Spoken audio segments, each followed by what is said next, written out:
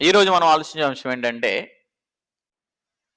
క్రైస్తవులు మట్లాదివారాన్ని పాటించాలా? పార్ట్ 2 ఈరోజు మనము ఆలోచించేద్దాం. క్రైస్తవులు మట్లాదివారాన్ని పాటించాలా? పార్ట్ 2ని ఈరోజు మనము ఆలోచించేద్దాం. గత పార్ట్ 1లో మనం ఆలోచన చేసింది ఏంటంటే, ఆనాడు యేసుక్రీస్తు వారు బతుకున్న కాలంలో ఖర్జూరపు మట్టలు, ఈత మట్టలు ఇవన్నీ తీసుకురావడం గల కారణం ఏంటి అని అంటే, అది పాత ప్రవచన ప్రకారంగా జరిగిన కార్యక్రమం.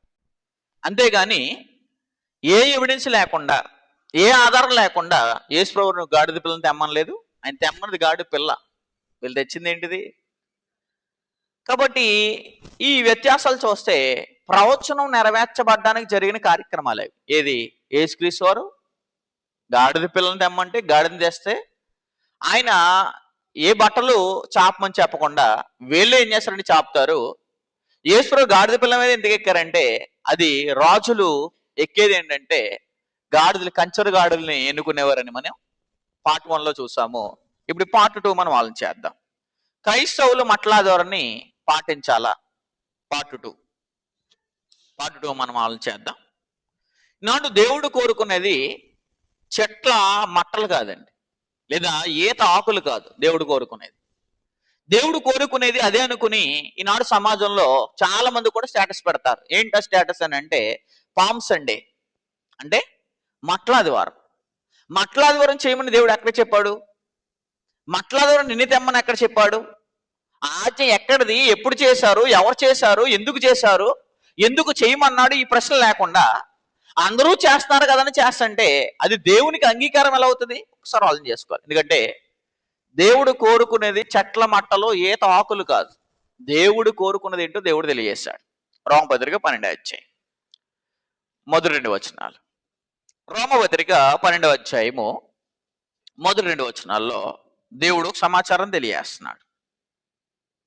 మొదటి 2 వచనాల్లో, కాబట్టి సహోదరులారా, పరిశుద్ధమును దేవునికి అనుకూలమునైన. కాబట్టి మనం పరిశుద్ధంగా బ్రతకడమే దేవునికి ఇష్టమైతే, పరిశుద్ధంగా బ్రతకలేము కానీ మేము ఈత మట్టలు తెస్తాం. పరిశుద్ధంగా బ్రతకలేని వాళ్ళు ఈత మట్టలు తెచ్చినా, ఈస్టర్ చేసినా, గుడ్ ఫ్రైడే చేసినా, మట్ల ఆదివారం చేసినా ఏ ఉపయోగం ఉండదు. ఎందుకంటే వాడు చేసినా ఉపయోగం ఉండదు, క్యారెక్టర్ లేకుండా చేసినా సరే ఏముండదు అంటే ఏ ఉపయోగం ఉండదు. ఎందుకంటే దేవుడు కోరుకునేది మట్టలు కాదు, దేవుడు కొనేది దినాలు కాదు, పాటించమనేది కాదు. దేవుడు కోరుకున్నది వాడు మీరు పరిశుద్ధంగా ఉండాలి. పరిశుద్ధమును అనుకూలమునైన. ఎవరికి అనుకూలము? మానవులకు అనుకూలము. మానవులకు అనుకూలం కాదు. ఎవరికి అనుకూలం అని అంటే దేవునికి అనుకూలం. మానవుడు ఏది పడితే చేస్తాడు, దానికి ఆధారాలు ఉండవు, దానికి ఎవిడెన్స్లు ఉండవు, దానికి రుజువులు ఉండవు.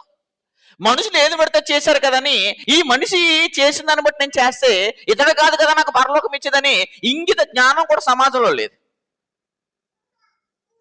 ఎవరో మానవులు ప్రవేశపెట్టిన పద్ధతుల్ని, మానవులు ప్రవేశపెట్టిన కల్పిత పద్ధతుల్ని నేను ఎందుకు చేయాలి? ఎందుకంటే కన్ను మూసిన తర్వాత ఎవరో చేశారు కదా నాయన నేను చేశాను అంటే దేవుడు ఒప్పుకోడు కదా.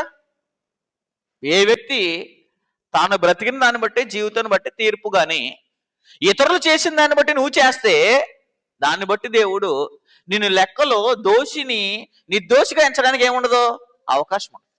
ఈ సంగతి గమనించవలసిన విశేషం. ఎందుకంటే ఈనాడు మానవులందరూ, యావత్ భూమి మీద ఉన్న వాళ్ళందరూ, ఈ బైబిల్ పట్టుకున్న వాళ్ళు చాలా మంది కూడా ఈనాడు ఎవరిని బట్టి, ఎవరికి అనుకూలం? మానవులకు అనుకూలం.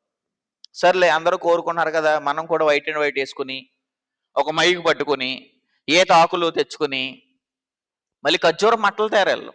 ఈత ఆకులు చాలా వెయిట్లెస్గా ఉంటాయి కాబట్టి దానికి పువ్వులు గుచ్చి అటు ఇటు ఈ గుచ్చి ఏం చేస్తారని అంటే, మేము పామ్ సండే చేస్తున్నాం అంటే మట్లాదివారం చేస్తున్నాం అని అంటారు.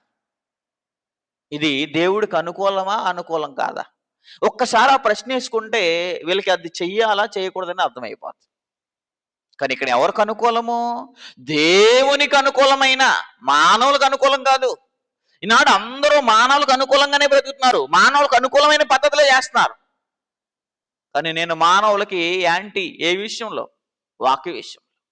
వాక్యాన్ని మానవుడు చేయనప్పుడు మానవుడు నేను ఎందుకు గౌరవిస్తాను? మానవుడు నేను ఎందుకు ప్రేమిస్తాను? మానవుడు చెప్పేదా నేను ఎందుకు స్వీకరిస్తాను? నువ్వు దేవునికి అనుకూలం కాని కార్యక్రమాలు చేస్తావు. దేవుడు కోరుకొని కార్యక్రమాలు చేస్తున్నావు. దేవుడు కోరుకున్నది మనం పరిశుద్ధంగా ఉండాలి. నెక్స్ట్ ఏమంటున్నాడు? పరిశుద్ధమును దేవునికి అనుకూలమైన సజీవ యాగంగా మీ శరీరములను ఆయనకి సమర్పించుకోండి దేవుని వాత్సల్యం బట్టి మిమ్మల్ని ఏం చేస్తున్నాను? బతిమాలుతున్నాను. కాబట్టి మీ శరీరాన్ని సజీవ యాగంగా చెప్పమంటే ఇది చాలా కష్టం. కాబట్టి మన కన్ను దేవుని కొరకు వాడాలి. కష్టం. కన్ను అపవిత్రత కొరకు వాడతాడో ఈతమట్ట పట్టుకుని మేము పామ్స్ అండే అంటాడు. ఏం పామ్స్ అండే? ఉగాది వచ్చినప్పుడు ఉగాది స్టేటస్, వినాయక చవితి వచ్చినప్పుడు వినాయక చవితి స్టేటస్, క్రిస్మస్ వచ్చినప్పుడు క్రిస్మస్, ఈస్టర్ వచ్చినప్పుడు ఈస్టర్, ఇలా నకిలీ వ్యాసారం కలిగిన నామకార్థ క్రైస్తవుడు పెట్టేది ఏంటంటే పామ్స్ అండే. రోడ్ల మీద తిరిగేదంతా వాళ్ళే. ఎవరనంటే పామ్స్ అండే. పామ్స్ అంటే నిజమైన క్రైస్తవులు చేయరు, క్రీస్తు సంఘస్థులు చేయరు. ఎందుకంటే ఆదిమ క్రీస్తు సంఘం ఎక్కడా కూడా ఈ కార్యక్రమాలు చేసినట్టు కానీ ఎక్కడా ఏం లేవు, దాఖలా లేదు. ఎందుకంటే అది ప్రవచనం నెరవేర్చబడింది. ఆ నెరవేర్చబడిన ధర్మశాస్త్రం ఏం చేయబడింది? కొట్టివేయబడింది, తీసివేయబడింది, అయిపోయింది. అయిపోయిన మళ్ళీ దాన్ని రిపీట్ చేస్తాం చాలా మంది. కానీ దేవుడు అది కాదు. దేవునికి అనుకూలమైన సజీవ యాగంగా మీ శరీరములను ఆయనకి ఏం చేయాలి? సమర్పించుకోవాలి. నా బాడీలో ఉన్న ప్రతి పార్ట్ దేవునికి ఏం చేసుకోవాలని? సమర్పించుకోవాలి. నేను కన్ను నీకోసమే వాడాలి, చెవి నీకోసమే వాడాలి, నోరు నీకోసమే వాడాలి, నా అవయవాలన్నీ, నా కరములు, నా పదములు అన్నీ నేను ఎవరి కోసం వాడాలి? నీకోసం వాడాలి. ఇంకా సమర్పించుకోవడం అంటే ఇంకా మనకు నచ్చినట్టు వాడుకోవడం కాదు. ఇంకా బాప్తిసం పొందిన తర్వాత కూడా మనకు నచ్చినట్టు వాడుకున్నారంటే గల కారణం సజీవ యాగంగా మీ శరీరాలను సమర్పించాలని ఆ సంగతి అర్థం కాలేదు నాకు. ఇంకా నీ కోసమా? ఇంకా నీ ఇష్టాలా? నీ ఉద్దేశాలు అంటే దేవుడు కోరుకున్న చూడండి ఎలా ఉందో, మనుషులు చేసేది ఎలా ఉందో చూడండి. దేవుడు అడిగేదేమో మీ శరీరమే నాకు కావాలి. మీ శరీరాన్ని బతుకుండగానే సజీవ యాగాన్ని ఏం చేయ నాకు సమర్పించడు. కన్ను మూసినారు సమర్పించడానికి ఏం లేదు, అవకాశం లేదు. మన అవకాశం లేనప్పుడు ఇదిగో మన కన్ను అంతకుముందు ఇష్టానుసారంగా మన కొరకు వాడబడింది, ఇప్పుడు దేవుని కొరకు వాడదాం. నా చెయ్యి ఇష్టానుసారంగా అంతకుముందు వాడబడింది, ఇప్పుడు దేవుని కోసం వాడదాం. నా కాళ్ళు ఇష్టానుసారమైన వాటిలో నడిచినాయి, ఇప్పుడు దేవుని కోసం నడుద్దాం అని అనుకుంటే జీవితాలు మారతాయి. కానీ చెట్ల మట్టలో ఖర్జూర మట్టలు మోస్తే దానివల్ల ఉపయోగం ఉందండి? మన తండ్రి అయిన దేవుడికి సజీవంగా మనం సమర్పించుకోవాలి, ప్రభువైన యేసుక్రీస్తుకు కూడా సమర్పించుకోవాలి. ఎందుకంటే ఆయన మన భర్త. కొరింథీయులకు రాసిన 2వ పత్రిక. యేసుక్రీస్తు వారి గురించి మేము ఖర్జూర మట్టలు తెస్తామంటారు కానీ యేసుక్రీస్తు వారు అడిగింది చేయరండి చాలా మంది. 11వ అధ్యాయం 2వ వచనం. యేసుక్రీస్తు వారు అడుగుతుంది ఏంటి? మీరు నాకు సమర్పించుకోండి. 2వ వచనం. కొరింథీయులకు రాసిన 2వ పత్రిక 11వ అధ్యాయం 2వ వచనం. దేవాశక్తితో మీ ఎడల ఏం కలిగి ఉన్నాను? ఆసక్తి కలిగి ఉన్నాను. ఏంటి దేవాశక్తి? దేవుని యొక్క ఆసక్తి. దేవాశక్తితో మీ ఎడల ఆసక్తి కలిగి ఉన్నాను. ఎందుకనగా పవిత్రాలైన కన్యకునగా, అంటే తన భార్య ఎప్పుడు పవిత్రంగా ఉండడమే భర్తకి ఇష్టం. పవిత్రత కోల్పోతున్నానే, ఇష్టానుసారంగా బతుకుతున్నానే, ఏదో నామకార్థంగా మార్చి ఏప్రిల్లో జరిగే పాంసండి నేను చేయడానికి అలా అరువునా? అసలు అది చేయడానికి గ్రంథంలో ఉందా అని ఆలోచించుకునే వాళ్ళు సమాజం లేరు. ఎందుకంటే గుడ్డోడిని వెంబడిస్తున్న వారు గుంటలోకి వెళ్తారు. గుర్తుపెట్టుకోండి. గుడ్డోలు చేస్తున్నారు కదా అని గుడ్డోలు వెంబడిస్తే ఖచ్చితంగా ఒకానొక రోజు మోసపోయే పరిస్థితి వస్తుంది. బతుకుండగా వాళ్ళు చెప్పారే, బతుకుండగా వాళ్ళు బోధించారే, బతుకుండగా మనం చాలాసార్లు బుద్ధి చెప్పారే, వాళ్ళని అవహేళన చేసాం, వాళ్ళు తిట్టాము, దూషించాము, వాళ్ళని అసత్యమన్నాం అని అనుకున్న రోజు ఒక రోజు వస్తుంది సత్యం చెప్పేవాళ్ళ గురించి. ఎందుకంటే ఏ ఒక్కరూ తప్పించుకోవడానికి అవకాశం ఉండదు. దేవశక్తితో మీ ఎడల ఆసక్తి కలిగి ఉన్నారు. ఎందుకనగా పవిత్రాలైన కన్యకునగా ఒకడే పురుషునికి అనగా క్రీస్తుకు మీరేం చేయాలి? సమర్పించుకోవాలి. భర్తకు సమర్పించుకోవాలి. ఇంకా భర్త ఇష్టాలే నా ఇష్టాలు, భర్త ఆలోచనలే నా ఆలోచనలు, భర్త పనులే నా పనులు, భర్త మనసే నా మనసు. ఏ భర్త? ప్రభువైన యేసుక్రీస్తు అనే భర్త. మరి ప్రభువైన యేసుక్రీస్తు వారు భూమి మీద ఎలా బతికారో తన భార్య కూడా అదే భూమి మీద ఉంది. కాబట్టి ఆ భార్య అనే సంఘం కూడా యేసుక్రీస్తు వారు భూమి మీద 33 సంవత్సరాలు ఎలా బతికారో అలాగే బతకగలుగుతాను. అది సమర్పించుకోవడం అంటే. కానీ భూమి మీద ఆయన ఒకలా బతికాడు, మనం ఒకలా బతుకుతున్నామని అంటే భర్తకి ఈ భార్య ఏం చేయట్లేదు?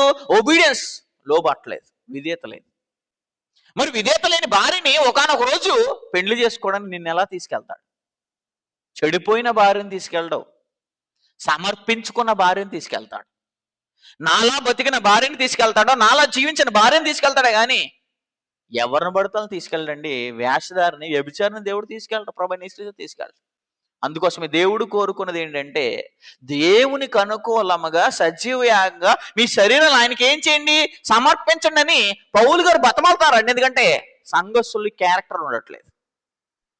మనం ఒకళ్ళు ఎప్పుడు బతిమాలతాం? అవసరాలు తీర్చుకోవడానికి బతిమాలతాం. నాకు ఈ ఇబ్బంది వచ్చింది, నాకు ఈ సమస్య వచ్చింది, నాకు సహాయం చేయండి అని బతిమాలతాం. కానీ అలా అడగట్లేదు పౌలు గారు. మీరు ఇలా బతకండి, ఇలా శరీరాన్ని సజీవ యాగంగా సమర్పించుకోండి, బతిమాలతాను దయచేసి చెప్తున్నాను. ఎందుకంటే ఇట్టి సేవ ఎలాంటిదంట? రోమపత్రిక 12:1 12:1 కాబట్టి సహోదరులారా, పరిశుద్ధమును దేవునికి అనుకూలమైన సజీవ యాగంగా మీ శరీరం ఆయనకి సమర్పించుకోండి అని దేవుని వాత్సల్యతను బట్టి, ఆయన వాత్సల్యతను బట్టి బతిమాలతారండి. ఎందుకంటే ఆయన ఉద్దేశాలు ఎరిగినోడు పౌలు గారు. ఆయన ఉద్దేశాలు ఎరిగినోళ్ళు అపోస్తులు. ఏళ్ళేమో దేవుని ఉద్దేశాలు పక్కన పెట్టి మానవ ఉద్దేశాల ప్రకారంగా చేసేవాళ్ళు. దేవుని వాత్సల్యం బట్టి మమ్మల్ని బతిమాలతారు. ఇట్టి సేవ ఎలాంటిదంట? ఇట్టి సేవ మీకు ఎలాంటిది?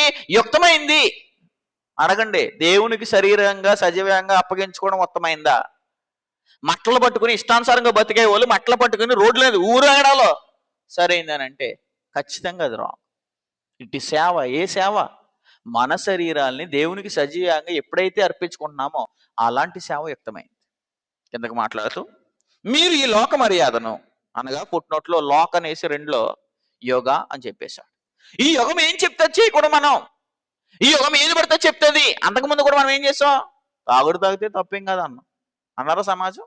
మన ఫ్రెండ్స్ అన్నారు, స్నేహితులు అన్నారు, బంధువులు అన్నారు. తాగేశారు చాలా మంది. స్మోకింగ్ చేస్తే తప్పేం కాదు. ఏమవుతుంది? అదొక చాలా ఫీలింగ్, అదొక ఆనందం, ఆహ్లాదం అని చేసేసాం. అలా చేసిన వాళ్ళే క్రీస్తు ఏం చేయబడ్డావు? క్రీస్తులో సిలువ దగ్గర చచ్చిపోయాను. ఎందుకంటే క్రీస్తు వారు లేకపోతే మన పరిస్థితి ఏమైపోతుందంటే అలా బతుకున్న వాళ్ళకి. అలాగే లోకం ఏది చెప్తే చేసేసాం. క్రిస్మస్ చేసేస్తాం, ఈస్టర్ చేస్తాం, మట్లాదారు చేస్తాం, ఏది పడితే చేస్తాం. తెలియక ముందు ఏదైనా చేసేస్తాం. కానీ తెలిసిన తర్వాత, అసలు నువ్వు బాప్తిసం పొందిన తర్వాత, రక్షించబడిన తర్వాత నీ మనోనేత్రాలు మూసుకుపోయినప్పుడు చేసిన కార్యక్రమాలు మనోనేత్రాలు తెరవబడిన తర్వాత చేయకూడదు. మీరు ఈ లోక మర్యాదను అనుసరింపక. అంతకుముందు తెలియదు లోక మర్యాదను అనుసరించకూడదా, లోకంలో ఉంటున్న మనం లోకాన్ని అనుసరించకూడదా అనే సంగతి తెలియదు మనకి. లోకంలో బతుకుతున్న మనం లోకంలో ఎంతవరకు బతకాలి అంతవరకు అన్న సంగతి మనకు తెలియదు. లోకాన్ని అంతని అంటించేసుకుని బతికేసి. కానీ ఇప్పుడు అలా బతికడానికి అవకాశం లేదు. ఈ లోక మర్యాదను ఏం చేయక అనుసరింపక ఉత్తమమును ఎవరికి ఉత్తమం? దేవునికి ఉత్తమం. మనకి మనుషులకు ఉత్తమంగా అందరూ ఈరోజు సర్లే మన అందరం వైట్ అండ్ వైట్ వేసి నాలుగులో ఖర్జూర మాటలు తిరిగిపోతే ఓ రోజు అయిపోద్ది కదా అనుకుంటా. ఓ రోజు అయిపోతుంది కదా. ఈ రోజు నువ్వు చేసిన కార్యక్రమం రికార్డ్ చేయబడుతుంది కదా. తీర్పులో ఈ రోజు చేసిన కార్యక్రమం లెక్క చెప్పాలి కదా అని ఇంగిత జ్ఞానం కూడా లేదు చాలా మంది. ఎందుకంటే మనుషుల్ని మెస్మరైజ్ చేయడానికి నేను భూమి మీదకి వచ్చింది. మనుషులు సంతోషపరచడానిక భూమి మీదకి వచ్చింది. మనుషులు సాటిస్ఫై చేయడానిక. పొద్దున్న లేచిన చూసుకోండి, ఆడంటున్నాడు, ఈడంటున్నాడు, అలా ఉన్నారు, ఇలా ఉన్నారు, వాళ్ళు చూస్తున్నారు, వీళ్ళు చూస్తున్నారు. వీళ్ళ కోసమే బతుకులు. ఎవరి? మనుషులు. ప్రజల కోసమే జీవిస్తున్నారా? మీకోసం మీరు జీవించట్లేదా? మీ లోపల ఆత్మ గురించి ఒకనొక రోజు లెక్క చెప్పాలనే సంగతి ఎరిగిన మీరు మనుషుల కోసం కార్యక్రమాలేంటి? ఉత్తమమును అనుకూలమును. ఇక్కడ కూడా మళ్ళీ రిపీట్ చేసేటువంటి అనుకూలం. ఎవరికి అనుకూలం? దేవునికి అనుకూలం. సంపూర్ణమైన దేవుని చిత్తం. అసలు ఇది మట్లాధారం చేయడం దేవుని చిత్తమా కాదా? వేసుకోరు ప్రశ్న. లేదు, మా లూథరన్లు ప్రవేశపెట్టారు, మా రోమన్ క్యాథలిక్లు ప్రవేశపెట్టారు, మా వాళ్ళు ప్రవేశపెట్టారు, వీళ్ళు ప్రవేశపెట్టారు. అసలు వాళ్ళని ఎవరు ప్రవేశపెట్టడానికి? వాళ్ళకి ఎవరిచ్చారు అధికారం?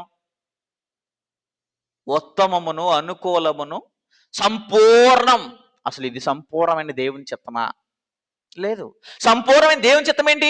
నా మనసు మారిపోవడం సంపూర్ణమైన దేవుని చిత్తం. నేను దేవునికి అనుకూలంగా మారిపోవడం దేవుని చిత్తం. నేను అంతకుముందు నాకు ఉత్తమైన కార్యక్రమాలు చేశాను, ఇప్పుడు దేవునికి ఉత్తమైన కార్యక్రమాలు చేస్తున్నాను, అది సంపూర్ణమైన దేవుని చిత్తం. అంతకుముందు నా ఇష్టానుసారంగా శరీరాన్ని పాపానికి, క్రోధానికి, లోభానికి, మత్సరానికి బానిస చేసేసాను, ఇప్పుడు నేను దేవునికి సమర్పించుకున్నాను, ఇది దేవుని చిత్తం. సంపూర్ణమైన దేవుని చిత్తం ఏదో పరీక్షించి, ఏది పరీక్షించవలసిన వారు అన్నిటినీ పరీక్షించే వాళ్ళు దేవుని చిత్తాన్ని పరీక్షించట్లే. పరీక్షించి తెలుసుకున్నట్లు మీ మనసు మారి, దేవుని చిత్తం తెలిసి మనసు మారిపోద్ది. మనసులు మారట్లే, ఆచారాలు వెంబడి వెళ్ళిపోతున్నారు, ఆచారాలు వెంబడిస్తున్నారు. మీ మనసు మారి నూతన మగుట వలన ఏం పొందుడి? రూపాంతరం. ఎప్పుడు చేంజ్ అవుతూ ఉండాలండి. గతంలో చేశారు కదనంటే, గతంలో నేనైతే చేయలేదు. మరి నేను చేయలేదన్నప్పుడు నన్ను అడగడానికి ఎవరైనా సరిపోతారు అది? నేను చిన్నప్పటి నుంచి ఇప్పటి వరకు కూడా ఈస్టర్ చేయలేదు, గుడ్ ఫ్రైడే చేయలేదు. చేసిన వాళ్ళు అడిగారా అంటే, చేసిన వాళ్ళు నేను మూర్ఖులు మారలేని వాళ్ళు అడిగారు అనుకోండి, గతంలో తెలియక చేసిన దాన్ని దేవుడు లెక్కలోకి తీసుకోడు. ఇప్పుడు బాప్తిసం పొద్దున కాడి నుంచి లెక్క, బాప్తిసం పొందక ముందు నుంచి అడగల లెక్కలో, పొందిన కాడి నుంచి అడుగుతాడు. ఎందుకంటే ఇప్పుడు నువ్వు తెలుసుండి చేస్తున్నావు అనే సంగతం. అంతకుముందు నేను తెలియక అవిశ్వాసం వలన చేసి తిని గనక నేనేం చేయబడ్డానో కనికరించబడ్డాను పౌలు గారు. పూర్వము దోషకుడు, ఇప్పుడు కూడా దోషకులు ఉండమంటారు వీళ్ళు, దుర్మార్గులు అండి వీళ్ళు. పూర్వం చేసేవాడు ఇప్పుడు చేసే. పూర్వం మత్స్యాగలు ఉన్నావు కదా, ఇప్పుడు కూడా మత్స్యాగలకు వచ్చాయి. పూర్వం దోషకుడు ఉన్న పౌలు ఇప్పుడు దోషకుడు కాదు. పూర్వం హింసకుడు ఉన్న పౌలు ఇప్పుడు హింసకుడు కాదు. పూర్వానికి జీవితం ఏం చేయిందంటే మారింది. వీళ్ళకి మారకూడదు. అప్పుడు చేసావు కదా, ఇప్పుడు చేసేయి. ఇక్కడ ఏమన్నాడు దేవుడు? మీ మనసు మారి నూతన మగుట వలన ఏం పొందుడి? రూపాంతరం పొందుడి అని చెప్పేశాడు. మారమని దేవుడు చెప్తుంటే, అవి వదిలేసి రమ్మని దేవుడు చెప్తుంటే, నువ్వు మారకో, గతంలో చేసావు కదా అంట. గతంలో చేశాను నీకులాగా ఉన్న వాళ్ళు. ఇప్పుడు అదే తప్పు తెలుసుకున్న వాళ్ళు నేను ఏం చేశాను? మనసు మారింది. నూతన అవటం వల్ల ఏం పొందడి? రూపాంతరం. కాబట్టి దేవుడు కోరుకునేది చెట్ల మట్టలు కాదు, మన హృదయాలు, మన శరీరాలు. మన శరీరం దేవునికి ఏం చేయాలి? సజీవ యాగంగా సమర్పించాలి. అంతేగాని వీధుల్లో మట్టలు పట్టుకుని ఏ తాకులు పట్టుకుని తిరగడం కాదండి దేవుడు కోరుకునేది. ఇది మొదటి విషయం. రెండో విషయం చదువుతాం. కొలసుల ఆసుపత్రి 2వ అధ్యాయం. కొలసుల ఆసుపత్రికి 2వ అధ్యాయం 8వ వచనంలో దేవుడు ఒక సమాచారం తెలియజేస్తున్నాడు. కొలసుల ఆసుపత్రిగా 2వ అధ్యాయం 8వ వచనం. కొలసుల ఆసుపత్రిగా 2వ అధ్యాయము 8వ వచనం. 2వ అధ్యాయం 8వ వచనం. ఆయన అనుసరింపక, ఎవరైనా? ప్రభువైన యేసుక్రీస్తు వారు. అదేంటండి ప్రభువైన యేసుక్రీస్తు వారు మేము ఎందుకు అనుసరించాలి? ప్రభువైన యేసుక్రీస్తు వారికే కూడా గురించే కదా మేము చేస్తున్నాం అంటే, అప్పుడు ప్రభువైన యేసుక్రీస్తు నీకు వేస్తారు ఏం ప్రశ్న? నేను నిన్ను చెయ్యమని ఎక్కడైనా చెప్పాను? నేను కోరుకున్నట్టు ఎక్కడైనా చెప్పానా? నేను ఆల్రెడీ ఆ కార్యక్రమాన్ని చేసి ముగించి ప్రవచనాన్ని నెరవేర్చి, ఎందుకంటే భూమి మీదకి యేసుక్రీస్తు వారు వచ్చింది దేనికి? ప్రవచనాలనే నెరవేర్చబడ్డాను. ధర్మశాస్త్రాన్ని ధర్మశాస్త్రాన్ని నెరవేర్చి, ప్రవచనాలు నెరవేర్చి కొట్టేసి ఆయన వెళ్ళిపోతుంటే, ఇంకా ఆయన అనుసరించకుండా మనుషులను అనుసరిస్తున్నారా? బాధపడాలండి. మనుషులను అనుసరించే వాళ్ళు ఇప్పటికీ కూడా ఫేస్ లో బాధ లేదు వాళ్ళకి. ఇంకా మేమేంటి, మాకేంటి అనుకున్నారు. లోకులు నెమ్మదిగా ఉందనుకుంటారు, ప్రశాంతంగా ఉంది, నాకేం అవట్లేదు, భయమేమి, నాకు భయమేంటి అనుకుంటారు. మతంలో ఉన్నవారు, కులంలో ఉన్నవారు కూడా అదే అనుకుంటారు. మతంలోంచి మార్గంలోకి వచ్చినాక అర్థమవుతుంది సంగతి. ఎందుకంటే లోకులు నెమ్మదిగా ఉన్నది భయమేమీ లేదని చెప్పుకొని చుండగా, గర్భిణీ స్త్రీకి ప్రసవ వేదన వచ్చినట్టు ఆకస్మికముగా నాశనం తటసిస్తారు. ఎవరిని అనుసరిస్తున్నావు? నువ్వు మనుషులు అనుసరించి నువ్వు ఒకనొక రోజు లెగిసిపోతావు. లెగిసిపోయినప్పుడు ఏం చెప్తావు? లేదని మా పాస్టర్ గారిని వెంబడించాను. మీ పాస్టర్ గారు సత్యంలో ఉన్నారా? పాస్టర్ గారు అండి, మళ్ళీ ఎవరు తెలియదు వాళ్ళకి. సత్యం లేదు. నువ్వు ఎప్పుడైనా బైబిల్ చదివావా? నువ్వు ఎప్పుడైనా బైబిల్ ఓపెన్ చేసావా? బైబిల్ ఎప్పుడైనా పరిశీలించావా? నేను పరిశీలించమని, పరిశోధించమని ఎన్నిసార్లు, ఎన్ని చోట్ల రాయించాను నేను. నువ్వు ఎప్పుడు చదవలేదా? చదవకుండా వచ్చేస్తారంటే పాపం పరలోకం వెళ్ళి, పరిశీలించకుండా పరలోకం వెళ్ళిపోతారు అనుకుంటారు వీళ్ళు. అబద్ధాన్ని నమ్మితే వెళ్ళిపోతాం అనుకుంటారు వీళ్ళు పాపం. మళ్ళీ అబద్ధపు బాప్తీసాలు ఇచ్చేసి మేము రక్షించబడ్డామని చెప్పుకుంటారు డబ్బాలు. ఎవరిని అనుసరిస్తున్నావు? క్రీస్తును అనుసరించాలి. అదే అన్నాడు అక్కడ. ఆయనను అనుసరింపక మనుషుల పారంపర్యాలు. చిన్నప్పటి నుంచి చూస్తున్నాం మనం. ఈ ఇడ్లీకి స్టాప్ ఉందా? స్టాప్ లేదు. డిసెంబర్ వస్తే క్రిస్మస్ 25, మార్చి వస్తే శ్రమకాలం, భస్మ బుధవారం, గుడ్ ఫ్రైడేలు, ఈస్టర్లు, ఇంకా ఆగవు. ఎందుకంటే ఈ బ్యాచ్ అపవాది యొక్క ఊరిలో ఉందనే సంగతి తెలియదు వీళ్ళకి. అపవాది వీళ్ళు పట్టుకొని చెరపట్టుకొని పోయాడు అనే సంగతి తెలియదు. ఎందుకంటే అపవాది తనను ఎన్నుకున్న వారిని ఖచ్చితంగా కార్యక్రమాలు జరిగిస్తూనే ఉంటాడు, దేవునికి యాంటీగా ప్రవర్తిస్తూనే ఉంటాడు. దాంట్లో చాలా మంది మారుతారు. ఇంకా ఆ ముసుగులో నుండి ఇదే జీవితం అనుకుని ఇలా జీవించిన పరలోకం వెళ్ళిపోతాం భ్రమలో కూడా చాలా మంది ఉంటారు. ఎందుకంటే ఎంతమంది చెడిపోయారండి. ఎమ్రి అనేవాళ్ళు ఎదిరించేస్తున్నారంట. కాబట్టి మిలేతు అనే వ్యక్తులు ఏం చేశారు? విశ్వాసం నుంచి ఓడ బద్దలైపోయి ఏమైపోయారు? చెడిపోయారు. ఇలాంటి పెద్ద పెద్ద మేధావులే చరిత్రలో చెదిరిపోతుంటే వీళ్ళందరూ ఇలాంటి కార్యక్రమాలు చేసి ఎవరిని అనుసరిస్తున్నారు? ఏంటి పారంపర్యాలు ఏంటి? క్రైస్తవునికి పారంపర్యాలు ఉండకూడదు. అపోస్తులు చెప్పిన పారంపర్యాలే మనవి. అపోస్తులు ఏమైనా పారంపర్యాలు చేశారు అనుకోండి, మనము కూడా చేయాలి. అపోస్తుల పారంపర్యాలు మనకు ఉండాలి. మనకు కొత్తగా పారంపర్యాలు ఏమి ఉండకూడదు. చూడండి, ఆ మాట చూపిస్తాను. దర్శనంలో రాసిన 2వ పత్రిక 2వ అధ్యాయం 15వ వచనం. కాబట్టి సహోదరులారా, నిలకడగా ఉండి మా నోటి మాట వల్లైనను మా పత్రిక వల్లైనను మీకు బోధింపబడిన విధులను అంటే ఏంటి? కట్టడలు, ఆజ్ఞలు, షరతులు ఒకటని వేసేయమన్నాడు. చూడండి, పారంపర్యములు. ఎవరి పారంపర్యాలు? అపోస్తులు చెప్పిన పారంపర్యాలు. అపోస్తులు చెప్పిన పారంపర్యాలు అయితే పాటించు. కానీ అపోస్తులు ఎక్కడ చెప్పారు? ఆదివారం అని ఉంది కానీ బైబిల్లో మట్లాదివారం అనే పదం ఎక్కడైనా ఉంది? ఎక్కడైనా చూసారా? 66 పుస్తకాల్లో ఎక్కడా కనపడదు. దాని గురించి చరిత్ర ఆల్రెడీ అయిపోయినప్పుడు మళ్ళీ ఏంటి? అందుకోసం ఎవరిని అనుసరిస్తున్నావు నువ్వు? అదే అన్నాడు అక్కడ కొలసలు రాసిన 2:8. ఆయనను అనుసరింపక మనుషుల పారంపర్యాలు. మీరు ఎన్ని చేస్తంటే మీరు ఏం ఆశ్చర్యపడవసరం లేదు. ఎందుకంటే ఆనాడు నుంచే కొలసీలో ఉన్న సంఘము ఎవరిని పాటిస్తుంది? ఎవరిని అనుసరిస్తుంది? మనుషులను అనుసరిస్తుంది. ఎవరిని అనుసరించట్లే? తాను కొన్న రక్తంతో కొన్న ప్రభువైన యేసుక్రీస్తు అని ఏం చేయట్లేదు? అనుసరించట్లేదు. తన కోసం ప్రాణం పెట్టిన ఏం చేయట్లేదు? క్రీస్తుని అనుసరించట్లేదు. పైకి మళ్ళీ క్రీస్తుని అనుసరిస్తున్నా అని చెప్తారు. మనుషుల పారంపర్యమును అనగా ఈ లోక సంబంధమైన మూలపాటలు ఇంకెళ్ళ చేస్తూనే ఉంటారు. మూలపాటల విషయంలో చచ్చిపోవా? ఇంకా మూలపాటలు అనుసరిస్తూనే ఉంటావా?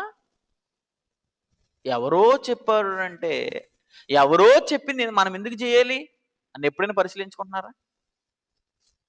బైబిల్ గ్రంథంలో ఎప్పుడైనా మీరు బైబిల్ చదివినప్పుడు ఒక వచనము నేను చదివినప్పుడు ఏం చేస్తానంటే ఒక వచనము ఇది ఎక్కడే ఎందుకు రాయబడ్డారు, ఎందుకోసం రాశాడు, అక్కడ పరిస్థితి ఏంటి, సందర్భం ఏంటి, అక్కడ సమస్య ఏంటి అన్న విధానాలతో చదవకపోతే గ్రంథం అర్థం అవుతుంది. గ్రంథం చదివినప్పుడే అంత జాగ్రత్త అంటే సమాజంలో జరుగుతున్న ఎంత జాగ్రత్తగా పరిశీలించాలి. లోకమూల పాటలు అంటే లోక సమయం అనేసి ఫుట్నోట్లో 2 అనేసి ఏమన్నాడు? భూతం అన్నాడు. చచ్చిపోయిన తర్వాత భూతాలండి దయ్యాలండి అంటారు. దయ్యాలు శవాల దగ్గర శ్మశానంలో ఉండవు. మీ మధ్య మిమ్మల్ని మత సంబంధమైన మూలపాటల్ని లోక మూలపాటల్ని చేయిస్తున్నాయి చూసారా, అయ్యే పెద్ద భూతాల మాట వినడానికే మీరు ఏం చేస్తారు? ఆ రోజు వీళ్ళతో గొడవ పడలేక, వీళ్ళతో సమస్య పడలేక, వీళ్ళని ఎదిరించలేక, వీళ్ళతో ఫేస్ చేయక సరే చేసేద్దాం, ఈసారిగా అయిపోతాను, ఆ రోజు ఎగిరిపోతావు నువ్వు. ఈ భూతాల మాట వినకుండా దయచేసి. అదే అన్నాడు, ఈ లోక సంబంధమైన మూలపాఠాలు అనగా భూతాలు చెప్పే మూలపాఠాలు అనుసరించి, భూతాలు చెప్పిన మనం చేయడమా? అనుసరించి మోసకరమైన నిరర్ధక తత్వజ్ఞానం. ఇది మంచి జ్ఞానం కాదు, ఇది మోసం చేసే జ్ఞానం. అంటే వీళ్ళు కూడా జ్ఞానం ఉపయోగిస్తారు.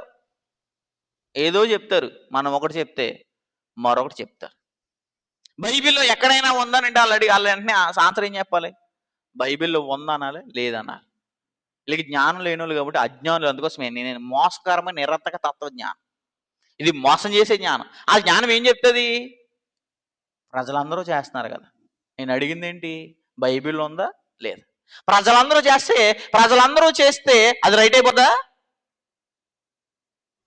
గ్రంథం చెప్పకుండా ప్రజలందరూ చేస్తున్నారండి, అది రైట్ అయిపోద్దా? ఆ పోస్టులు చెప్పకుండా సమాజంలో జరుగుతుందండి కార్యక్రమం, రైట్ అయిపోద్దా? ఎక్కువ మంది చేత ఒక అబద్ధం నమ్మబడుతున్నానంటే అది రైట్ అయిపోద్దా? అవుతుంది. ఆనాడు యూదులు చెప్పింది రాంగ్ అయితే ఒక్కడ చెప్పింది రైట్ అయింది. ఎవరు? యేసుక్రీస్తు వారు. ఆనాడు అంతమంది ఉన్న సమాజంలో 12 మంది చెప్పిందే కరెక్ట్ అయింది. మిగతా వాళ్ళందరూ ఏమైంది అంటే అసత్యము ఎక్కువ మంది చేత ఆమోదించబడతారు, అసత్యం ఎక్కువ మంది చేత నమ్మబడతారు, ఎక్కువ మంది అనుసరిస్తారు. అలాగని అది నిజమైపోద్దా?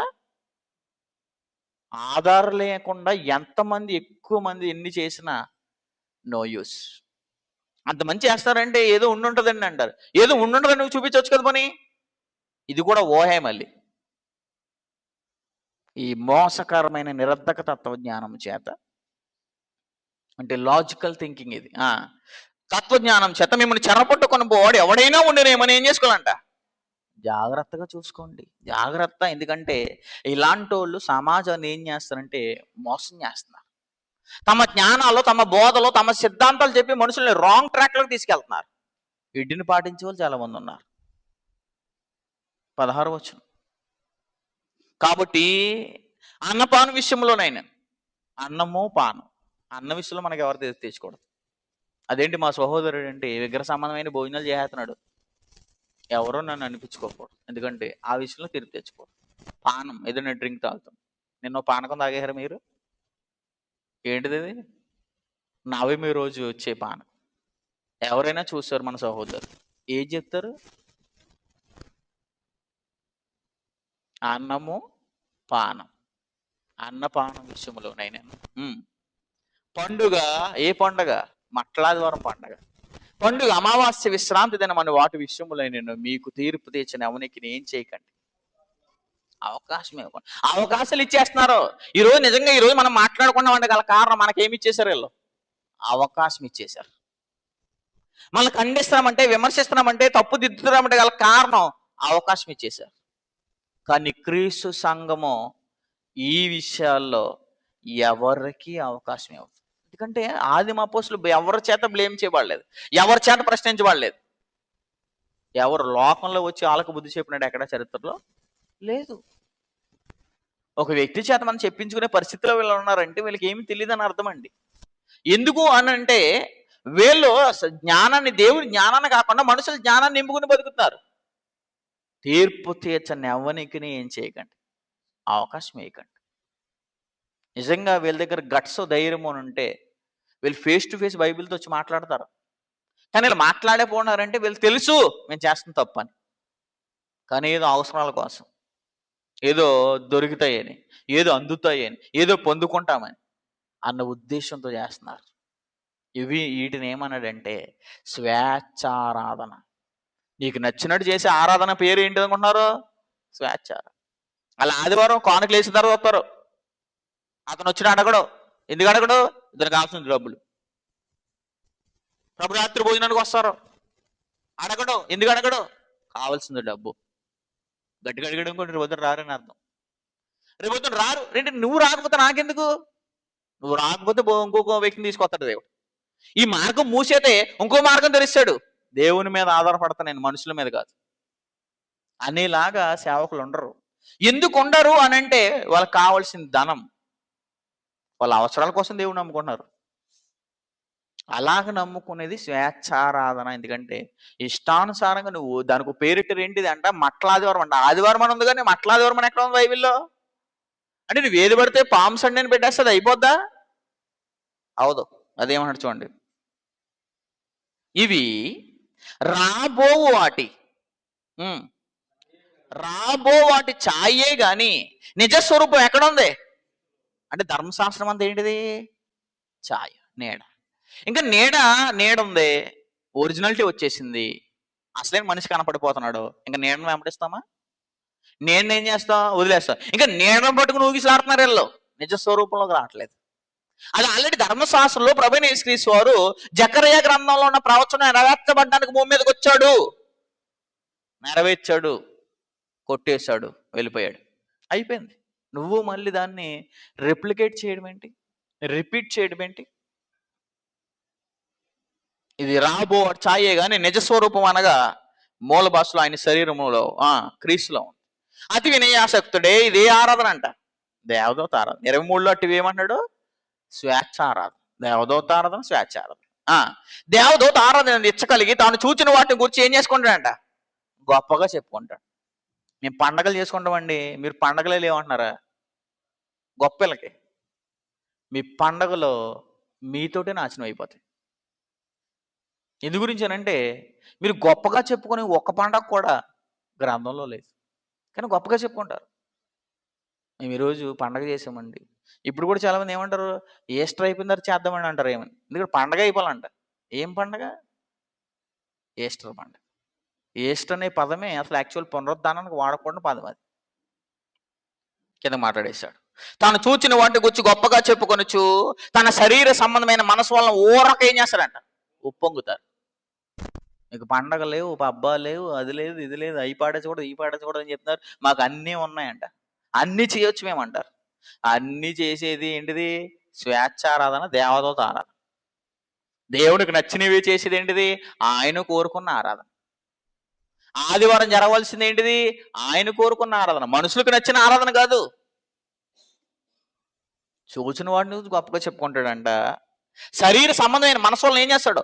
ఊరకు పొంగుతాడు. వీళ్ళందరూ ఎవరో? క్రీస్తు ప్రభువుని హత్తుకునే వాళ్ళు. ఎందుకంటే క్రీస్తు ప్రభువుని హత్తుకోవాలంటాడు చూడండి. శిరస్సును హత్తుకున్నవాడు ఎవడను? ఎందుకంటే వీళ్ళందరూ క్రీస్తు సంఘంలో లేరు కదా. శిరస్సు ఎవరు? ప్రభువైన యేసుక్రీస్తు. శరీరం ఎవరు? మనం. ఈ శరీరము శిరస్సుతో ఏం చేయాలి? అతకబడాలి. ఈ మెడ ఏం చేయబడింది? అతికించింది. ఈ నరాల బ్రెయిన్కి ఏం చేసినాయి? కనెక్టింగ్ అయ్యి. నువ్వు క్రీస్తు సంఘంతో కనెక్ట్ అయ్యావా? లేదు. ఇప్పుడు మీరు అనొచ్చు, ఎక్కడైనా చూస్తే క్రీస్తు సంఘంలో కూడా ఇలాంటివి చేశారు అనుకోండి, అది క్రీస్తు సంఘమే కాదు. పైకి బోర్డు పెట్టుకున్నారు. బోర్డు పెట్టుకున్న క్రీస్తు సంఘాలు కూడా ఉన్నాయి మన చుట్టుపక్కల. బోర్డు పెట్టుకున్న క్రీస్తు సంఘాలు కాదు. క్రీస్తు సంఘము క్రీస్తు బోధన పాటించాలి, అపోస్తుల బోధన పాటించాలి, ఆదిమ సంఘ డాక్ట్రిన్ ప్యాటర్న్ ఉండాలి. అది లేకుండా క్రీస్తు సంఘం పేరు పెట్టుకుంటే అయిపోద్దా? అవదు. కాబట్టి అవి నమ్మకండి. అదేనాడు అక్కడ. శిరస్సును హత్తుకున్న వాడెవడను మీ బహుమానం ఏం చేయకండి, అపహరింపనీయకండి. కాబట్టి శిరస్సును హత్తుకుని బతకవలసిన వారే దేవదూత ఆరాధన, స్వేచ్ఛారాధన చేయరు.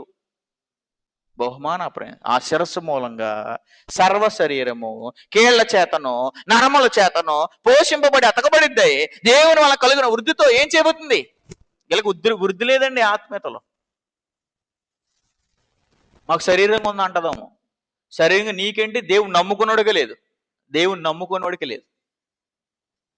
ప్రపంచంలో కోటీశ్వర్లందరూ, పెద్ద శాస్త్రవేత్తలందరూ ఎవరు నొప్పుకోరు, ఎవరు నమ్మరు అంటే దేవుణ్ణి నమ్మరు. మరి వాళ్ళు నీకంటే వృద్ధి ఉన్నారు అంటే, వృద్ధి అంటే శరీర సంబంధమైనది కాదు, ఆత్మ సంబంధమైనది. నేను కారు కొనుక్కున్నానండి, నేను బిల్డింగ్లు కట్టానండి, అది చేసానండి, దేవునిలోకి వచ్చిన తర్వాత నువ్వేంటి? లోకంలో చేస్తున్నాడు. నీకు అతను తేడా ఏముంది? నేను ఆత్మీయతలో అభివృద్ధి పొందుతున్నాను. దేవుని వల్ల కలుగు వృద్ధితో, ఇది ఎవరిస్తారు? వృద్ధి దేవుడు ఇస్తాడు. దేవుని వల్ల కలుగు వృద్ధితో ఏం చేస్తున్నా? అభివృద్ధి పొందుతున్నది. కాబట్టి రెండవదిగా మానవ పారంపర్యాలు దేవుని దృష్టిలో శూన్యమైనవి, వాటిని పట్టుకున్నారు చాలా మంది. మూడో విషయం, గళితీయులకు రాసిన పత్రిక 4:10 9 నుంచి చదువుదాం. గళితీయులకు రాసిన పత్రిక 4:8, 9, 10, 11. ఆ కాలమంది అయితే మీరు దేవుణ్ణి ఎరగని వారై. దేవుణ్ణి ఎరగని వాళ్ళకు ఉంటాయండి పండగలు, పబ్బాలు, అమావాస్యలు, విశ్రాంతులు అన్నాడు. ధర్మశాస్త్రంలో దేవుడు ప్రవేశపెట్టాడు, కొంతకాలానికి ఏం చేశాడు? మాన్పించేశాడు. వీళ్ళు ఇంకా పాటిస్తున్నా అంటారు. ఆ కాలం మంది అయితే మీరు దేవుణ్ణి ఎరగని వారై నిజమునకు దేవుళ్ళు కాని వారికి ఏమేంటిరి? దాసు. అంతకుముందు ఎన్నైనా చేసి ఉండొచ్చు మీరు, అది దేవుళ్ళని కాని వారికి చేశాం. దేవుళ్ళు కాని వారికి దాసులు ఏంటివి కానీ ఇప్పుడు మీరు దేవుణ్ణి ఎరిగిన వాళ్ళు. దేవుని ఎరిగిన వాళ్ళనా? మరి ఎరిగిన వాళ్ళు అయితే దేవుని ఎరిగిన వాళ్ళుగా బతకట్లేదేంటి? ఎరిగిన వాళ్ళు చేసే పనులు చేయట్లేదేంటి? అంటే నువ్వు ఇంకా దేవుని ఏం చేయలేదు? ఎరగలేదు. దేవుని ఎరిగిన వారును మరీ విశేషంగా దేవుని చేత ఏం చేయబడిన వారు. నేను దేవుని కూడా తెలుసు, నువ్వు తెలుసా? తెలీదు. అక్రమం చేసేవారు తండ్రి దేవునికి తెలీదు, ప్రభువైన యేసుక్రీస్తు వారికి తెలియదు. ఎందుకు తెలియదు అంటే, మనం ఒకటి దేవుని ఎరగాలి, రెండు దేవుని చేత ఎరగబడాలి. అదే మాట్లాడుతుంది. దేవుని చేత ఎరగబడిన వారై ఉన్నారు గనుక బలహీనమైనవి నిష్ప్రయోజనమైనవి. గొప్ప చెప్పుకున్నారు అనుకోండి, క్రిస్మస్ ఏమన్నా గొప్ప చెప్పుకున్నారంటే, మీరు చేసే పండగ నిష్ప్రయోజనమైన పండగ. మీరు చేసే ఈస్టర్ పండగ నిష్ప్రయోజనమైన పండగ. యేసుక్రీస్తు వారు శుక్రవారం చనిపోయారు ఎక్కడ ఉంది? గుడ్ ఫ్రైడే పడేశారు. యేసుక్రీస్తు వారు ఈస్టర్ అంటే యేసుక్రీస్తు వారు పునరుద్ధానం అని ఎక్కడ ఉంది? బైబిల్ ఎక్కడైనా ఉందా? రెస్ట్రక్షన్, ఆయన తిరిగి లేచాడు. ఆయన ఈ సమాధిని ఏం చేశాడంటే మృతుల్లోండి తిరిగి లేచి జయించిన మృత్యుంజయుడు ఎవరో? ప్రభువైన యేసుక్రీస్తు. మరణాన్ని గెలిచిన వాడు. రిస్ట్రక్షన్ అనే పదం వాడాడు కానీ ఈస్ట్ అనే పదం కాదు. గ్రంథం సరిగా తెలిస్తే ఎలా పడతారు పనులు చేయరండి. బలహీనమైనవి నిష్ప్రయోజనమై ఉన్న మూల పాటల తట్టు మరలా తిరగనేలా. ఈస్టర్ భోజనాలు పెట్టారు ఎవరో మత్స్యాకులు, మిమ్మల్ని పిలిచారు, వెళ్ళిపోతున్నారు. ఇక్కడ ఇదే మీకు ప్రశ్న, మీరు మరలా తిరగనేలా మళ్ళీ అటువైపు వెళ్తున్నారా? అటువైపు వెళ్ళినప్పుడు మీకు ఏమవుతుంది? ఎంత ఆనందంగా ఉన్నారు ఇలా అందరూ, ఎంత ఎంజాయ్మెంట్తో ఉన్నారు ఇలా. ఆ ముసుగు చూసేటప్పటికి, ఆ లోకం యొక్క మత్తు చూసేటప్పటికి నీకు కూడా ప్రభావాలు తగులుతాయి. మరలా తిరగనేలా. మునుపటి వాళ్ళే వాటికి మరలా మరలా అంటే వదిలేసావు, మళ్ళీ దాసులేండు గారు నెల. ఒక్కసారి వదిలేసిన తర్వాత మళ్ళీ ఆ ఛాయల్లో కూడా మనం వెళ్ళకూడదు. అదే మాట్లాడుతున్నాడు. మునిపటి వాళ్ళే మరలా వాటికి దాసులేండో కొనలారా. మీరు దినములను, క్రైస్తవులకు స్పెషల్ డేస్ లేవు, ఓన్లీ సండే. ఏ రోజైనా క్రైస్తవం ఉందే, కానీ లోకంలో ఏ రోజు మనుషులు కాదని ఫీల్ అవుతారు. మంగళవారం మంచిది కాదు, శుక్రవారం మంచిది కాదు, శనివారం అసలే మంచిది కాదు, ఇలా మాట్లాడతారు. కాదు, ప్రతిరోజు క్రైస్తవం ఉంది. క్రైస్తవుడు దినాలను లక్ష్య పెట్టడు, ఏ రోజైనా ఏ కార్యక్రమాలైనా చేస్తాడు. మంగళవారం బోలు కార్యక్రమాలు చేసాం, మన మీటింగ్లు, పెళ్ళిళ్ళు అలా ఆ రోజునే చేసాం. ఎందు గురించేనంటే దినములను క్రైస్తవుడు లక్ష్య పెట్టడు. మీరు దినములను, మాసములను, నెలల క్రైస్తవుడికి అవసరం లేదు. శ్రమకాలంలో పెళ్లి చేయరేళ్ళు, ఎందుకంటే అయ్యో మార్చి ఇది శ్రమ పడే. అడగండి ఒకసారి, శ్రమకాలాలు చేసే వాళ్ళని ఎవరికి శ్రమ అని అడగండి, సరిగా ఆన్సర్ రాదు. ఒక్కొక్కడు ఒకలా రకరకాలుగా చెప్పేదాడు. నీకు శ్రమ, యేసుప్రభువుకి శ్రమ. యేసుప్రభు ఎన్నిసార్లు శ్రమ పెడతావు కదా. యేసుప్రభు శ్రమ అన్నాడు అనుకోండి, యేసుప్రభు ఎన్నిసార్లు శ్రమ పెడుతున్నాడు? ఒకసారి అయిపోయింది కదా. మరి నీకు శ్రమ ఏంటి? నువ్వు ఫుడ్ మానేడు నీకు శ్రమ. శ్రమకాలాలు పేరు, దానికి అర్థం తెలియదు వీళ్ళకి. దినములను, మాసములను, ఉత్సవ కాలములను సంవత్సరంలో ఆచరించున్నారు. మీ విషయమే నేను పడిన కష్టం వ్యర్థమైపోనని మిమ్మల్ని గురించి ఏం చేస్తున్నాను? భయపడుతున్నాను. కాబట్టి పౌలు గారు ఎంత కష్టపడుతున్నాడంటే, ఇంత కష్టపడింది గల్తీ సంఘం ఎప్పుడు వృధా చేసేద్దంటే దినాలు పాటించినప్పుడు, మాసాలు పాటించినప్పుడు, సంవత్సరాలు పాటించినప్పుడు, ఇంత బాగా అతను ఉపదేశం చేసినా, ఇంత బాగా సంఘాన్ని నడిపించినా, ఎప్పుడైతే వాటి వైపు టర్న్ అయ్యారా ఇతను పడిన కష్టం ఏమి ఇవ్వదు, వృధా అయిపోతుంది. కాబట్టి క్రైస్తవుడు ప్రత్యేకమైన దినాలు ఆచరించడం క్రైస్తవం కాదు. ఏ రోజైనా దేవునిది. ఎందుకంటే దేవుడు అన్ని రోజుల్ని ఏమన్నాడు? మంచిది మంచిది మంచిది అన్నాడు. నువ్వెవడో? దేవుడే చెప్పాడు. దేవుడు తయారు చేసిన రోజుల్లో, దేవుడు ప్రవేశపెట్టిన రోజుల్లో, దేవుడు కలిగించిన భూమిలో ఇది మంచిది కాదు, ఇది మంచిది కాదు, ఇక్కడ కట్టకూడదు, అక్కడ కట్టకూడదు, ఇది చేయకూడదు, అది చేయకూడదు. నువ్వెవరు? నీకు తెలుసా? అంటే దేవుడు సృష్టికే ఏం చేస్తాం నాయన నీకు తెలియదు, సృజించినప్పుడు నీకు తెలియదు, ఈరోజు మంచిది కాదు అని ఆయన చెప్పేద్దరం వీళ్ళు. అంత పెద్ద మేధావులు సమాజం. కాబట్టి ప్రత్యేక దినాలను పాటించడం క్రైస్తవం కాదు, గుర్తుపెట్టుకోండి. అపోస్తలుల గారు 17వ అధ్యాయం 24వ వచనంలో మరొక సందర్భం తెలియజేస్తున్నారు.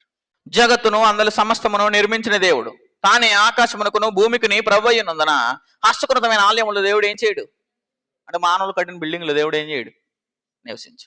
బిల్డింగ్ మానవుల కొరకు, అనగా ఆయన సంఘస్థుల కొరకు, వాళ్ళందరూ కూడుకోవడం కొరకు, దేవుడిని ఆరాధించడం కొరకు, కానీ బిల్డింగే దేవుని కొరకు కాదు. నెక్స్ట్ మాట్లాడుతూ, ఆయన అందరికీ జీవమును ఊపిరిని సమస్తమును దయచేవాడు గనక తనకు ఏదైనా కోది ఉన్నట్టు మనుషుల చేతులతో సేవింపబడేవాడు. పామ్స్ అండి, చేతులట్టుకుని ఊపేస్తారు వీళ్ళు. రోడ్డు అంట, చేతులట్టుకుని ఊపేస్తున్నారా? చేతులతో ఆరాధన చేస్తున్నారా? తంపలు కూడా వేస్తారు, డ్యాన్స్ చేసేస్తారు, ఊగిపోతారు, రోడ్డు మీద పడిపోతారు కూడా. చేతులతో చేయబడేది ఆరాధన కాదు. అసలు కొత్త నిబంధనలో చేతులతో చేసేది ఆరాధన కాదు, శరీర నాస్పదం చేసుకునకుండా చేసేది ఆరాధన. వీళ్ళు ఏం చేస్తారంట? ఎథెన్స్ వారు తెలియబడిన దేవునికి ఆరాధన చేస్తూ వారు చేతులతో ఏం చేస్తున్నారు? సేవిస్తున్నారు. మరి మీరేం చేస్తున్నారు? ఇది మనకు కాదనుకుంటే మీరేం చేస్తారు? చేతులతో చేసేదాన్ని ఆరాధన అంటారు. చేతులతో సేవింపబడేవాడు కాడు అని చెప్పేశాడు. అసలు ఆరాధన చేతులతో చేసేది కాదన్నప్పుడు చేతులతో మట్టలు పట్టుకుని ఊగడమో, మట్టలు పట్టుకుని రోడ్డు తిరగడమో ఇది ఆరాధన ఎలా అవుద్దండి? కాబట్టి చేతులతో చేసే ఆరాధన దేవుడు అంగీకరించడు. ఆశపడ్డం. ఎందుకంటే మట్లోపడం, ఊర్లో వీధుల్లో ఊరేగడం, ఈ చెట్ల కొమ్మలతో చేతులతో పట్టుకొని భక్తి చేస్తే దాన్ని దేవుడు ఏం చేయడు? అంగీకరించడు. ఎందుకంటే నిజమైన భక్తులు చేతులతో ఆరాధించరు, దేవుని ఆత్మ వల్ల ఏం చేస్తారు? ఆరాధిస్తారు. మరొక విషయం చదువుదాం. కొలస్సీయుల రాసిన పత్రిక 2:20. కొలస్సీయుల రాసిన పత్రిక 2:20 దేవుడు ఒక సమాచారం తెలియజేస్తున్నాడు. కొలస్సీయుల రాసిన పత్రిక 2:20 దేవుడు ఒక సమాచారం తెలియజేస్తున్నాడు. చూడండి, మీరు క్రీస్తుతో కూడా లోకము యొక్క మూల పాఠాలు. ఏ ఏ పాఠాలు? లోకం చెప్పే పాఠాలు. లోకం చెప్పే పాఠాలు క్రైస్తవుడు చేయడు, పాటించడు, ఆచరించడు, ముట్టుకోడు, రుచి చూడడు. నువ్వు చెప్పి నేను ఎందుకు చేయాలి? నువ్వెవరు చెప్పడానికి అడగలేరా మీరు? అసలు మీకు ఎవరిచ్చారు అధికారం? అసలు ఎవరైనా అధికారం ఇస్తే చెప్పాలండి ఏ విషయాన్ని. దేవుడు అధికారం ఇవ్వకుండా దేవుడే చెప్పకుండా చెప్పడానికి ఎంత అర్హత అండి వీళ్ళకి? మీరు లోకం యొక్క మూలపాఠాల విషయమే ఏం పొందాలి? మృతి పొంది చచ్చిపోవాలి. నువ్వు గతంలో ఈ చేసావు, అందుకోసమే చచ్చిపోయావు. క్రీస్తు రక్తంలో, క్రీస్తు రక్తంలో మళ్ళీ బతికించిన తర్వాత చనిపోయి బ్రతికించిన నిన్ను మళ్ళీ లోక మూలపాఠాలు చేస్తే మళ్ళీ చచ్చిపోతావు. ఇప్పుడు మళ్ళీ క్రీస్తు వచ్చి భూమి మీదకి వచ్చి ప్రాణం పెట్టి మనల్ని బతికించడానికి ఏం లేదు, అవకాశం లేదు. మూలపీఠాల విషయమే మృతి పొందిన వారైతే లోకంలో బ్రతుకుచున్నట్టుగా, లోకంలో కదా మనం బతుకుతున్నాం, ఆ మృతి పొందిన ఎలా బతకలో చెప్తున్నాడు. లోకంలో బ్రతుకుచున్నట్టుగా మనుషుల ఆజ్ఞలు, మనుషులు చెప్పిన మట్లాదవరం పాటించాలండి. నేను పాటించనండి. ఎందుకంటే నువ్వు చెప్తున్నావు, దేవుడు చెప్పలేదు. దేవుడు ఎక్కడైనా రాయించాలి కదండి. ఇదిగో క్రైస్తవులారా, మీకు మట్లాదవారని ఆజ్ఞగా ఇస్తున్నాను. ఎందుకంటే ఆజ్ఞాతిక్రమం ఏంటిది? పాపం. కాబట్టి దేవుడే రాయించినప్పుడు అది ఆజ్ఞ ఎలా అవుతుంది? మనుషుల ఆజ్ఞలు, పద్ధతులు, వాళ్ళ పద్ధతులు మనం చేయకూడదు. వాళ్ళు ఊరేగారే కదా, వాళ్ళతో కలిసి ఊరేగకూడదు మనం. వాళ్ళ పద్ధతులు కాదు, అపోస్తుల పద్ధతులు మన పద్ధతులు, అపోస్తుల బోధలు మన బోధలు, అపోస్తుల జీవితాలు మన జీవితాలు. పద్ధతులను అనుసరించి ఏం చేయకూడదు. చేత పట్టుకోవద్దంటే చేతులతోనే ఊగుతున్నారు వీళ్ళు. చేతనే పట్టుకోకూడదు అంటున్నాడు.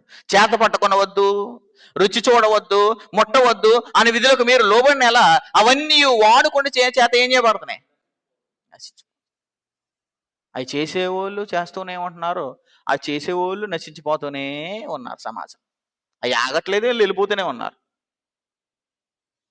కానీ మార్పు కలిగిన చాలా మంది ఆలోచించి ఏం చేసుకుంటున్నారంటే మార్చుకుంటున్నారండి. 23 అంటున్నాడు చూడండి, అటు స్వేచ్ఛారాధన విషయంలోనూ, ఇదే ఆరాధన స్వేచ్ఛ అంటే తాము కల్పించుకున్న భక్తి అండి. అది దేవుడు చేసిన భక్తి కాదు, అది దేవుడు కోరుకున్న భక్తి కాదు.